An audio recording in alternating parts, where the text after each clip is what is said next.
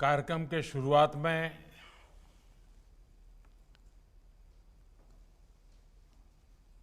मुझे एक दुखद खबर आपके साथ साझा करना है।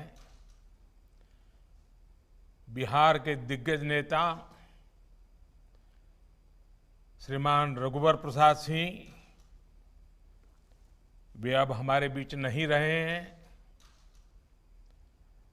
मैं उनको नमन करता हूं। रघुवंश बाबू के जाने से बिहार और देश की राजनीति में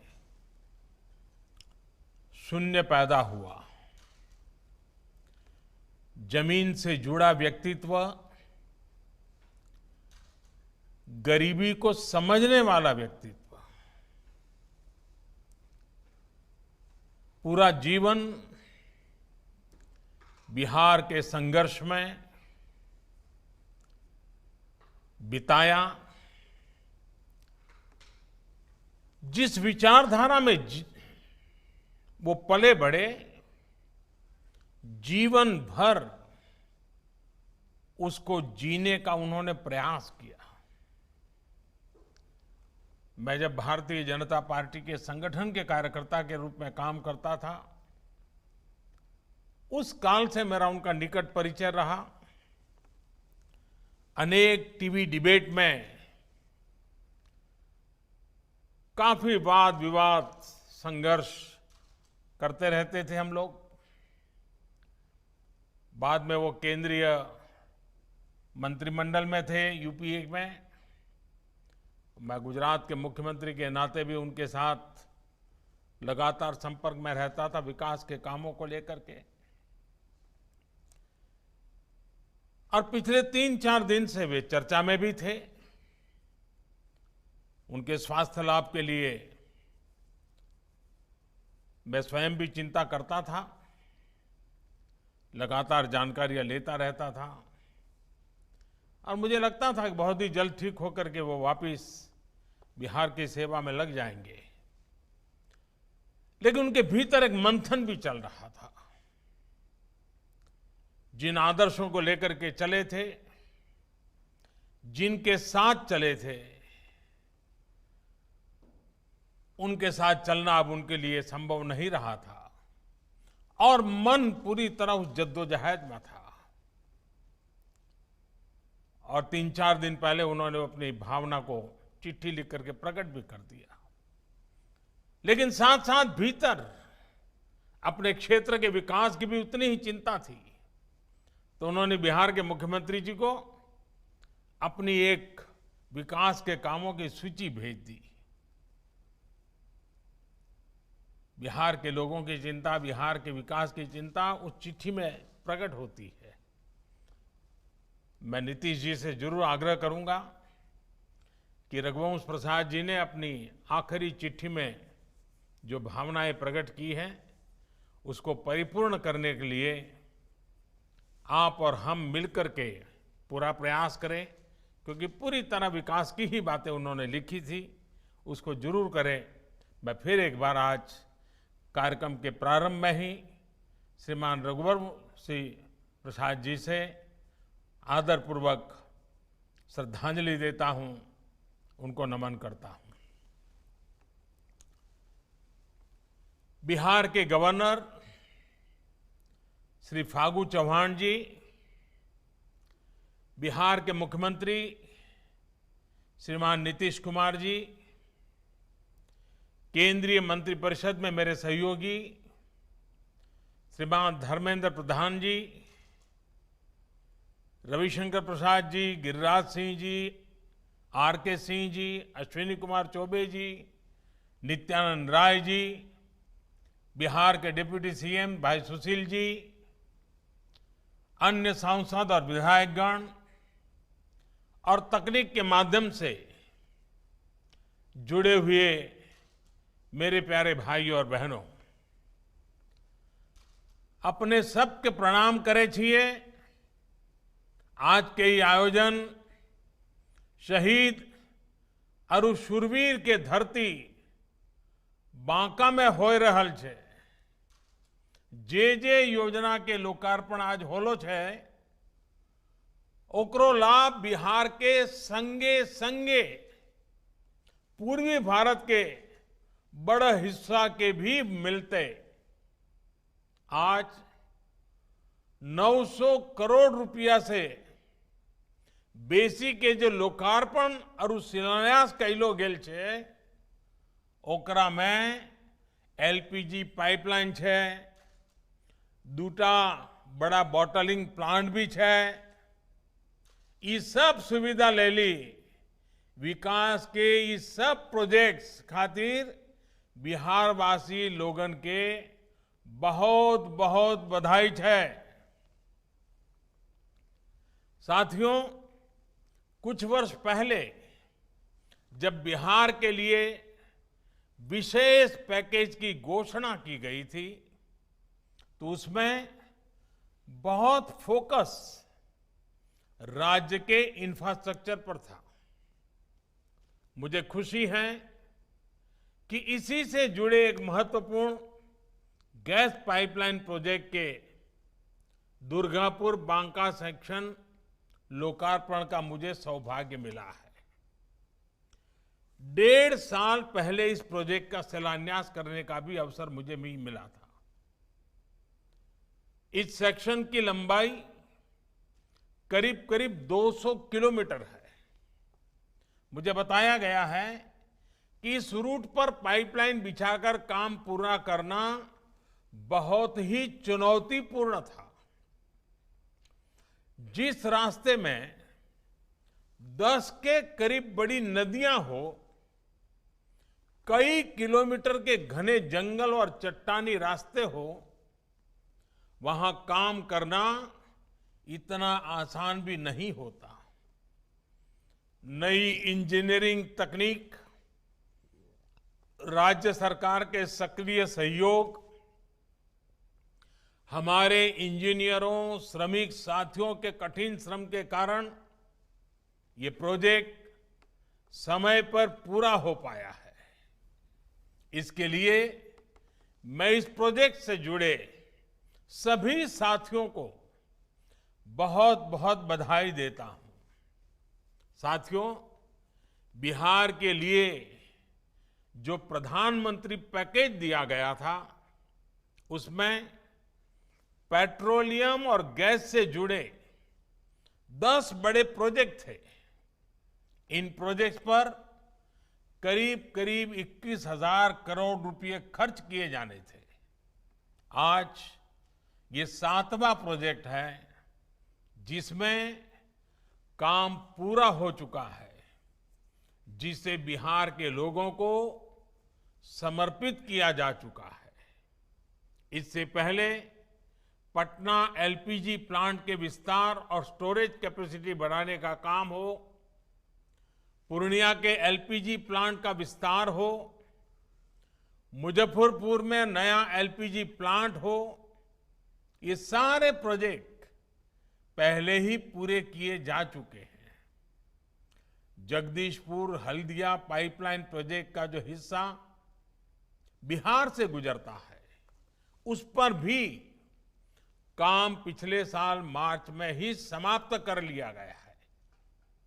मोतिहारी अमलेखगंज पाइपलाइन पर भी पाइपलाइन से जुड़ा काम पूरा कर लिया गया है।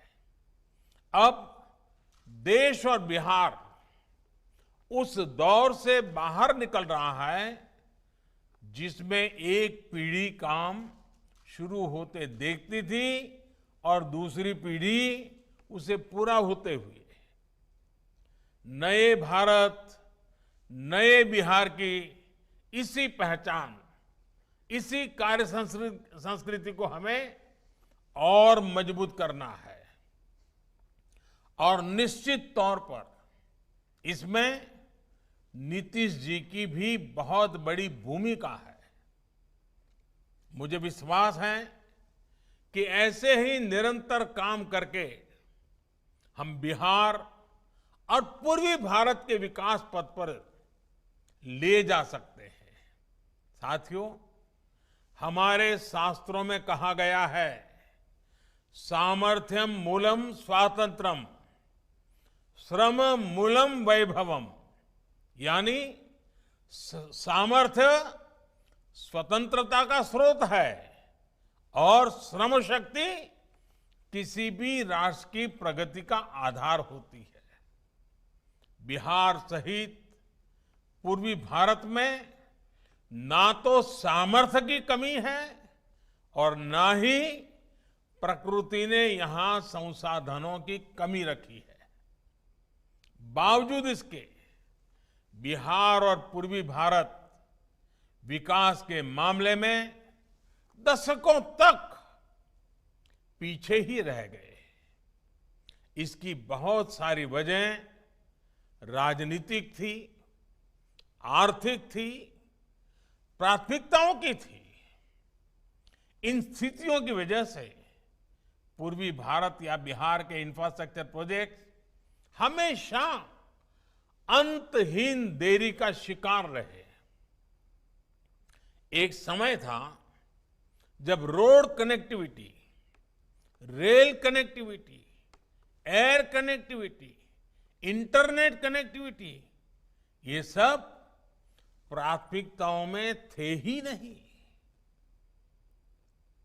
इतना ही नहीं, अगर रोड बनाने की बात करते तो ये पूछा जाता था, ये तो गाड़ी वालों के लिए बन रहा है, पैदल वालों के लिए क्या है।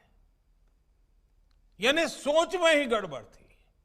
ऐसे में गैस बेस्ड इंडस्ट्री और पेट्रो कनेक्टिविटी की तो बिहार में पुराने जमाने में कल्पना भी नहीं की जा सकती थी। लैंड लॉक स्टेट होने की वजह से बिहार में पेट्रोलियम और गैस से जुड़े वो साधन संसाधन उपलब्ध नहीं हो पाते थे जैसे समंदर से सटे राज्यों में होते हैं।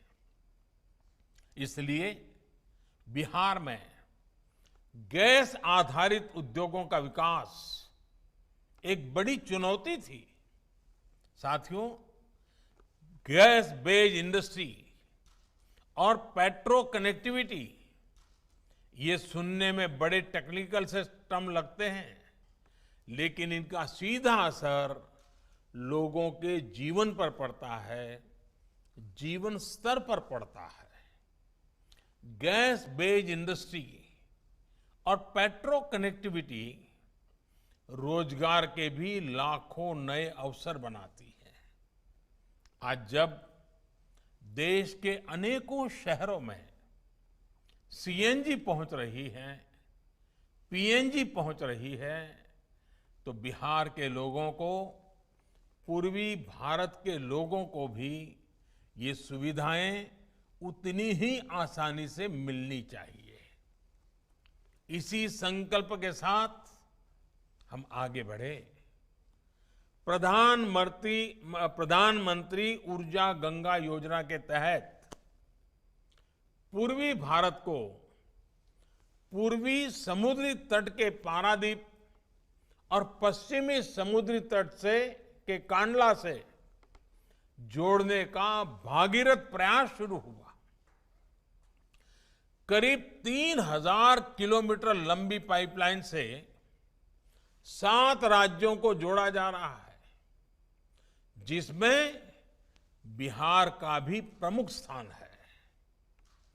पारादीप हल्दिया से आने वाली लाइन अभी बांका तक पूरी हो चुकी है। इसको आगे पटना, मुजफ्फरपुर तक विस्तार दिया जा रहा है। कांडला से आने वाली पाइपलाइन जो गोरखपुर तक पहुंच चुकी है, उसको भी इससे जोड़ा जा रहा है। जब ये पूरा प्रोजेक्ट तैयार हो जाएगा तो ये विश्व की सबसे लंबी पाइपलाइन परियोजनाओं में से एक हो जाएगी। साथियों, इसी गैस पाइपलाइन की वजह से अब बिहार में ही सिलेंडर भरने के बड़े बड़े प्लांट लग पा रहे हैं। बांका और चंपारण में ऐसे ही 2 नए बॉटलिंग प्लांट्स का आज लोकार्पण किया गया है। इन दोनों प्लांट्स में हर साल 1.25 करोड़ से ज्यादा सिलेंडर भरने की क्षमता है। इन प्लांट से आपके बिहार के बांका, भागलपुर, जमुई, अररिया, किशनगंज, कटिहार, पूर्वी चंपारण, पश्चिम चंपारण, मुजफ्फरपुर, सिवान, गोपालगंज और सीतामढ़ी जिलों को इसकी सुविधा मिलेगी। वहीं झारखंड के गोड्डा, देवघर, दुमका, साहिबगंज, पाकुड़ जिलों और उत्तर प्रदेश के कुछ क्षेत्रों की एलपीजी से जुड़ी जरूरतों को ये प्लांट पूरा करेंगे। इस गैस पाइपलाइन को बिछाने से लेकर इससे जो नए उद्योगों को ऊर्जा मिल रही है, उससे बिहार में हजारों नए रोजगार बन रहे हैं और आगे भी अनेक रोजगारों के लिए संभावना बन रही है। साथियों, बरौनी का जो खाद कारखाना बंद हो गया था, वो भी इस गैस पाइपलाइन के बनने से अब बहुत जल्द काम करना शुरू कर देगा। गैस कनेक्टिविटी से जहां एक तरफ फर्टिलाइजर, पावर और स्टील इंडस्ट्री की ऊर्जा बढ़ेगी, वहीं दूसरी तरफ सीएनजी आधारित स्वच्छ यातायात और पाइप से सस्ती गैस और आसानी से लोगों के किचन तक पहुंचेगी। इसी कड़ी में आज बिहार और झारखंड के अनेक जिलों में पाइप से सस्ती गैस देने की शुरुआत हुई है। ये देश के हर परिवार को साफ सुथरे ईंधन, धुआं रहित किचन से जोड़ने के आंदोलन को और गति देगा। साथियों, उज्ज्वला योजना की वजह से आज देश के 8 करोड़ गरीब परिवारों के पास भी गैस कनेक्शन मौजूद है। इस योजना से गरीब के जीवन में क्या परिवर्तन आया है, ये कोरोना के दौरान हम सभी ने फिर एक बार महसूस किया है।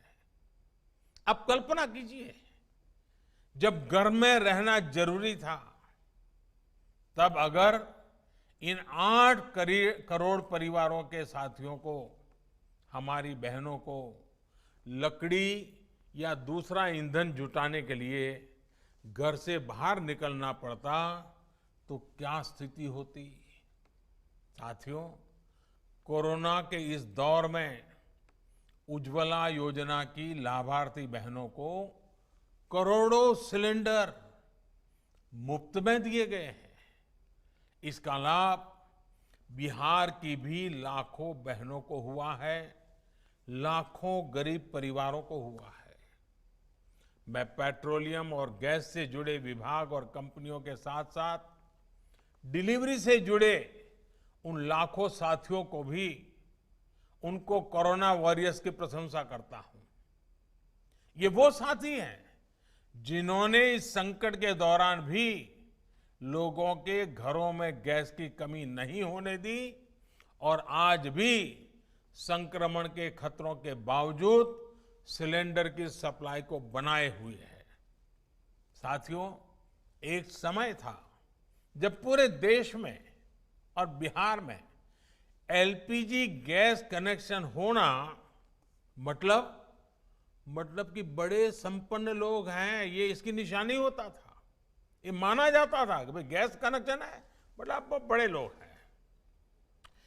एक एक गैस कनेक्शन के लोगों को सिफारिशें लगानी पड़ती थी। एमपी साहब के घर के बाहर कतार लग जाती थी। जिसके घर गैस होती थी, वो माना जाता था कि बहुत बड़े रईस, बहुत बड़े घर परिवार से हैं।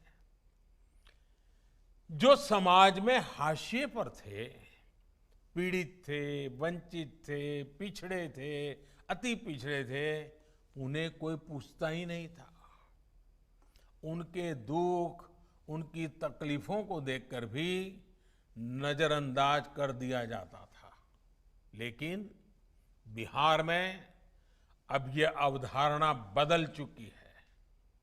उज्ज्वला योजना के माध्यम से ही बिहार के करीब करीब 1.25 करोड़ गरीब परिवारों को गैस का मुफ्त कनेक्शन दिया गया है। घर में गैस कनेक्शन ने बिहार के करोड़ों गरीबों का जीवन बदल दिया है। अब वो अपनी शक्ति खाना बनाने के लिए लकड़ी के इंतजाम में नहीं, बल्कि खुद को आगे बढ़ाने में लगा रहा है। साथियों, जब मैं कहता हूं कि बिहार देश की प्रतिभा का पावर हाउस है, ऊर्जा केंद्र है, तो ये कोई अतिशयोक्ति नहीं होगी। बिहार के युवाओं की, यहां की प्रतिभा का प्रभाव चारों तरफ है, सब जगह है। भारत सरकार में भी बिहार के ऐसे कितने ही बेटे बेटियां हैं जो देश की सेवा कर रहे हैं, दूसरों के जीवन में सकारात्मक बदलाव ला रहे हैं। आप किसी भी आईआईटी में चले जाइए, वहां भी बिहार की चमक दिखेगी। किसी और संस्थान में चले जाइए, आंखों में बड़े बड़े सपने लिए, देश के लिए कुछ कर गुजरने का जज्बा लिए बिहार के बेटे बेटियों सब जगह कुछ न कुछ हटकर कर रहे हैं। बिहार की कला, यहां का संगीत, यहां का स्वादिष्ट खाना, इसकी तारीफ तो पूरे देश में होती ही है। आप किसी दूसरे राज्य में भी चले जाइए, बिहार की ताकत, बिहार की टैलेंट, बिहार का श्रम की छाप आपको हर राज्य के विकास में दिखेगी। बिहार का सहयोग सबके साथ है। यही तो बिहार है, यही तो बिहार की अद्भुत क्षमता है। इसलिए ये हमारा भी कर्तव्य है, और मैं तो कहूंगा कि कहीं न कहीं हमारे ऊपर बिहार का कर्ज है कि हम बिहार की सेवा करें। हम बिहार में ऐसा सुशासन रखें जो बिहार का अधिकार है। साथियों, पिछले 15 सालों में बिहार ने ये दिखाया भी है कि अगर सही सरकार हो, सही फैसले लिए जाए, स्पष्ट नीति हो, तो विकास होता है और हर एक तक पहुंचता भी है। हम बिहार के हर एक सेक्टर के विकास को आगे बढ़ा रहे हैं, हर एक सेक्टर की समस्याओं के समाधान का प्रयास कर रहे हैं, ताकि बिहार विकास की नई उड़ान भरे, उतनी ऊंची उड़ान भरे जितना ऊंचा बिहार का सामर्थ्य है। साथियों, बिहार में कुछ लोग कभी ये कहते थे कि बिहार के नौजवानों पढ़ लिख कर क्या करोगे, उन्हें तो खेत में ही काम करना है। ऐसी सोच ने बिहार के प्रतिभाशाली युवाओं के साथ बहुत अन्याय किया।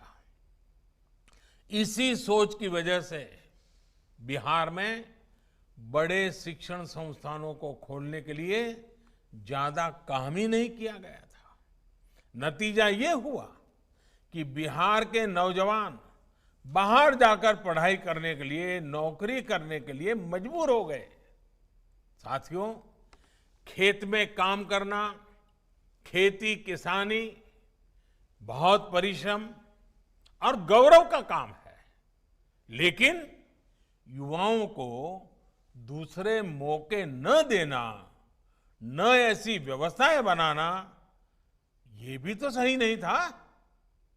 आज बिहार में शिक्षा के बड़े बड़े केंद्र खुल रहे हैं। अब agriculture college, medical college, engineering कॉलेजों की संख्या बढ़ रही है। अब राज्य में IIT, IIM, triple IT, Bihar के नौजवानों के सपनों को ऊंची उड़ान देने में मदद कर रहे हैं। नीतीश जी के शासन में इसके दौरान बिहार में 2 केंद्रीय विश्वविद्यालय, एक आईआईटी, एक आईआईएम, एक निफ्ट, एक नेशनल लॉ इंस्टीट्यूट जैसे अनेकों बड़े संस्थान खुले हैं। नीतीश जी के प्रयासों के चलते आज बिहार में पॉलिटेक्निक संस्थानों की संख्या भी पहले के मुकाबले 3 गुना से ज्यादा हो गई है। स्टार्टअप इंडिया, मुद्रा योजना, ऐसी योजनाओं ने बिहार के नौजवानों को स्वरोजगार के लिए जरूरी राशि मुहैया कराई है। सरकार का प्रयास ये भी है कि जिला स्तर पर कौशल केंद्रों के माध्यम से बिहार के नौजवानों को स्किल बढ़ाने की ट्रेनिंग दी जा सके। साथियों, बिहार में बिजली की क्या स्थिति थी, ये भी जग जाहिर है। गांवों में 2-3 घंटे बिजली आ गई तो भी बहुत माना जाता था। शहर में रहने वाले लोगों को भी 8-10 घंटे से ज्यादा बिजली नहीं मिलती थी। आज बिहार के गांवों में, शहरों में बिजली की उपलब्धता पहले के मुकाबले कहीं ज्यादा हुई है। साथियों, पावर, पेट्रोलियम और गैस से जुड़े सेक्टर में जो आधुनिक इंफ्रास्ट्रक्चर का निर्माण हो रहा है, जो रिफॉर्म लाए जा रहे हैं, वो लोगों का जीवन आसान बनाने के साथ साथ उद्योगों और अर्थव्यवस्था को भी गति दे रहे हैं। कोरोना के इस कालखंड में अब एक बार फिर पेट्रोलियम से जुड़े इंफ्रास्ट्रक्चर के कार्यों ने गति पकड़ ली है। रिफाइनरी प्रोजेक्ट्स हो, एक्सप्लोरेशन या प्रोडक्शन से जुड़े प्रोजेक्ट हो, पाइपलाइन से हो, सिटी गैस डिस्ट्रीब्यूशन प्रोजेक्ट्स हो, ऐसे अनेकों प्रोजेक्ट्स या तो फिर से चालू हो चुके हैं या फिर नए शुरू किए गए हैं। इनकी संख्या कम नहीं है। ये 8,000 से ज्यादा प्रोजेक्ट्स हैं जिन पर आने वाले दिनों में 6 लाख करोड़ रुपए खर्च किए जाएंगे। आप अंदाजा लगा सकते हैं कि देश में, बिहार में गैस आधारित अर्थव्यवस्था के लिए कितने बड़े पैमाने पर काम चल रहा है। इतना ही नहीं, इन प्रोजेक्ट्स में जितने लोग पहले काम कर रहे थे वो वापस तो लौटे ही हैं। इनकी वजह से रोजगार के नए अवसरों की भी संभावनाएं बनी हैं। साथियों, इतनी बड़ी वैश्विक महामारी देश के प्रत्येक व्यक्ति के लिए अनेकों परेशानियां लेकर आई है, लेकिन इन परेशानियों के बाद भी देश रुका नहीं है, बिहार रुका नहीं है, बिहार थमा नहीं है। 100 लाख करोड़ रुपए से ज्यादा के नेशनल इंफ्रास्ट्रक्चर पाइपलाइन प्रोजेक्ट से भी आर्थिक गतिविधियों को बढ़ाने में मदद मिलने वाली है। बिहार को, पूर्व भारत को विकास का, आत्मविश्वास का अहम केंद्र बनाने के लिए हम सभी को तेजी से काम करते रहना है। इसी विश्वास के साथ सैकड़ों करोड़ की सुविधाओं के लिए फिर से पूरे बिहार को मैं बहुत बहुत बधाई देता हूं। खास करके माताओं बहनों का जीवन आसान होने वाला है, इसलिए उनको अनेक अनेक बधाइयां देता हूं। याद रखिएगा, कोरोना संक्रमण अभी भी हमारे बीच में मौजूद है और इसलिए मैं बार बार कहता हूं, जब तक दवाई नहीं तब तक ढिलाई नहीं। फिर से सुन लीजिए, जब तक दवाई नहीं तब तक ढिलाई नहीं। और इसलिए 2 गज की दूरी, साबुन से हाथ की नियमित सफाई, यहां वहां थूकने से मनाही और चेहरे पर मास्क, इन जरूरी बातों का हमें खुद भी पालन करना है और दूसरों को भी याद दिलाते रहना है। आप सतर्क रहेंगे तो बिहार स्वस्थ रहेगा, देश स्वस्थ रहेगा। मैं फिर एक बार आप सबको इस अनेक भेंट सौगातों के साथ बिहार की विकास यात्रा में नई ऊर्जा का ये अवसर, आपको बहुत बहुत शुभकामनाएं, बहुत बहुत धन्यवाद।